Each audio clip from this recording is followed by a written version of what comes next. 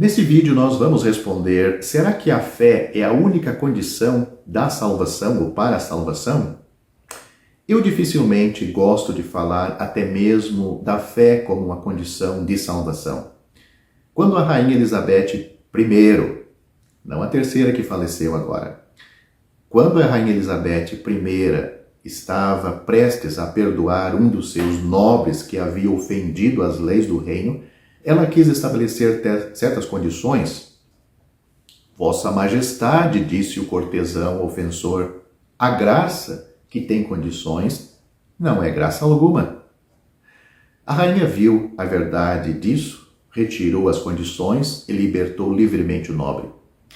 Para falar com a rainha, como ele falou, ele deve ter confiado confiança nela. Ele tinha fé em sua clemência e graça, mas isso não era uma condição para seu perdão. Agora a graça de Deus é tão livre e incondicional quando foi a da rainha Elizabeth. Não temos condições. Se a fé é o princípio sobre o qual Deus abençoa, é para que seja pela graça. Leia Romanos capítulo 4, versículo 16. Isso é importante. Tenho certeza, pois muitas pessoas consideram a fé como algo que devem levar a Deus como o preço de uma salvação, assim como pagariam uma taxa ao médico. A fé é a simples, se posso dizer simples, a propiciação daquilo que Deus oferece gratuitamente. A fé é o braço que a alma estende para receber o que Deus está oferecendo gratuitamente. Mas é bom que tenhamos em mente algo que sempre anda de mãos dadas com a verdadeira fé, que é o arrependimento do pecador, para aceitar essa salvação. Essas duas são irmãs gêmeas. Quando alguém realmente se volta para o Senhor Jesus Cristo com fé para ser salvo, sempre se afasta de si mesmo e do pecado com aversão. E é isto que entendo por arrependimento. Devemos ser bastante céticos quando a chamada fé de pessoas que nunca estiveram diante de Deus em auto-julgamento sobre os seus pecados. O grande ponto é, a fé, dizemos, ter repousado sobre o objeto certo? Se assim for, embora possa ser a fé fraca e pequena, ainda assim é fé do tipo certo. Ou seja, a fé foi depositada no objeto, se posso dizer, com reverência ao objeto certo. Por exemplo, suponha que eu esteja doente com gripe. Posso ter muita fé em um certo remédio para me curar. Tomando doses repetidas, no entanto, não produzem resultado. E chego à conclusão de que minha confiança, por maior, mais forte que fosse, estava equivocada porque o remédio em que confiava não tinha eficácia. Por outro lado, um remédio de valor comprovado me é recomendado. Tenho pouca fé nele. No entanto, dificilmente posso ser persuadido a experimentá-lo. Mas, quando finalmente começo a tomá-lo, sinto-me muito beneficiado. Minha fé nele era pequena, mas era o tipo certo de fé porque o remédio que eu tomava era eficaz. Da mesma forma, pode-se ter grande fé na oração, ou em experiências felizes, ou em sonhos, mas essa fé é do tipo errado. A fé de alguém em Cristo pode ser muito pequena, mas se for de fato fé somente nele, é fé do tipo certo. Se uma pessoa não é confiável, quanto melhor a conhece, menos confio nela. Mas se uma pessoa é confiável, sua confiança aumenta à medida que a conhece melhor. Quanto mais aprendemos sobre o Senhor Jesus e sua obra eficaz na cruz, mais profundo se torna nosso conhecimento pessoal com Ele. Quanto mais exploramos as alturas e profundidades da graça de Deus, mais forte nossa fé nele se torna. Cada nova lição aprendida dele fortalece a nossa fé. Portanto, A fé é aquilo, é o meio que liga o pecador a Cristo. Pela graça sois salvos por meio da fé. Isto não vem de vós, é um dom de Deus. Não vem das obras, para que ninguém se glorie. Efésios capítulo 2, versículos 8 e 9. E em nenhum outro há salvação, porque também debaixo do céu nenhum outro nome há dado entre os homens, pelo qual devamos ser salvos. Isso está registrado em Atos capítulo 4, versículo 12.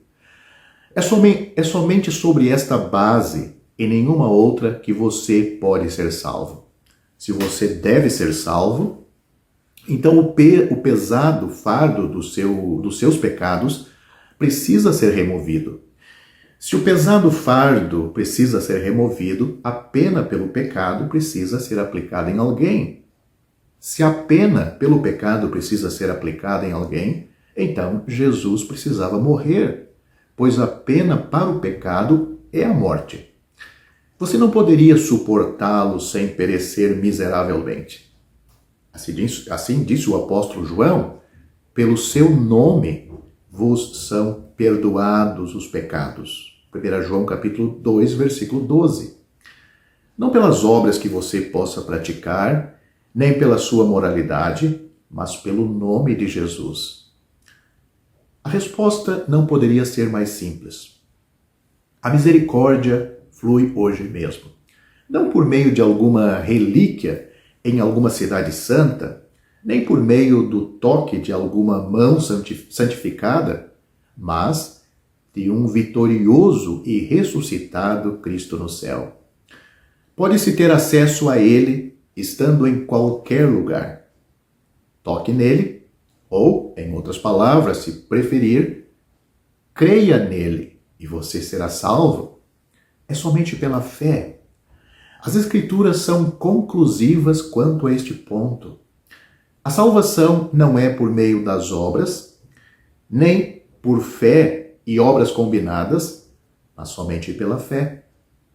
Note o que as Escrituras diz sobre isso de uma maneira clara, transparente, que até uma criança pode entender. Porque pela graça sois salvos. Porque pela graça sois salvos por meio da fé. Isto não vem de vós, é dom de Deus. Não vem das obras, para que ninguém se glorie. Esses dois versículos claros e maravilhosos estão em Efésios, capítulo 2, versículos 8 e 9. Mas preciso alertar que existe multidões de pessoas que creem no que ouvem acerca de Cristo e do Evangelho, mas que nunca creram confiadamente no Senhor Jesus para a sua salvação. Talvez você diga admirado, o que quer dizer com isto? Não parece haver muita diferença? Pelo contrário, existe uma diferença da máxima importância. Suponhamos que eu esteja a passear com um amigo numa das ruas principais de alguma grande cidade. O meu amigo, numa certa altura desta caminhada, ele me diz: você vê aquele grande edifício na esquina, com uma tabuleta de metal? Respondo afirmativamente. Ele diz novamente: bem, é ali que fica o maior especialista em doenças do coração. Vem doentes de todos os pontos do país para consultarem com ele. Os seus êxitos têm sido grandes e numerosos. Nesta altura, o famoso médico sai do edifício e entra em seu carro, pelo que tenho a oportunidade de vê-lo. Felizmente, o meu coração funciona muito bem. Acredito em tudo o que o meu amigo me informou acerca do médico, mas as informações não têm para mim importância, pois não necessito dos seus serviços clínicos hoje. Suponhamos, porém, que poucas semanas depois desta conversa, eu adoeça de repente com fortes crises cardíacas. Lembro-me logo daquele médico. Mando chamá-lo e coloco-me sem reserva em suas mãos, recuperando assim a saúde. Agora, já conheço o médico, conheço a sua perícia E quando falo dele, é com ânimo, pois estou grato por aquilo que me fez. Em resumo, entreguei o meu caso ao médico e descansei, confiado em sua sabedoria e capacidade, enquanto antes apenas acreditava no que ouvia acerca dele. Esta é a única resposta sensata. Fé no Senhor Jesus, fé para a salvação, como um pecador perdido. Descansa nele, totalmente nele. Mas cuidado para não perder sua alma eternamente só por causa desta pequena questão. O tempo. Ou quando? Note o que a Bíblia diz.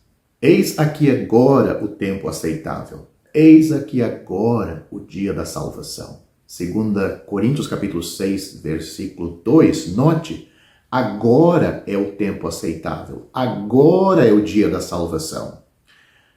Vá ao Senhor Jesus pela fé. Portanto, se como pecador perdido aos olhos de Deus, você tiver crido de todo o coração, tiver aceitado o Senhor Jesus como tendo sofrido na cruz por todos os pecados cometidos por você e tendo ressuscitado para a sua justificação, então o Cristo na glória é aquele em quem você está agora firme e seguro.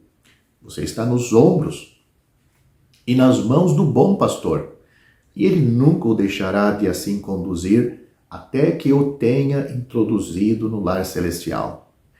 Se assim verdadeiramente creu, você já foi feito membro do corpo de Cristo, a igreja verdadeira, ligado ao seu Senhor pelo Espírito Santo.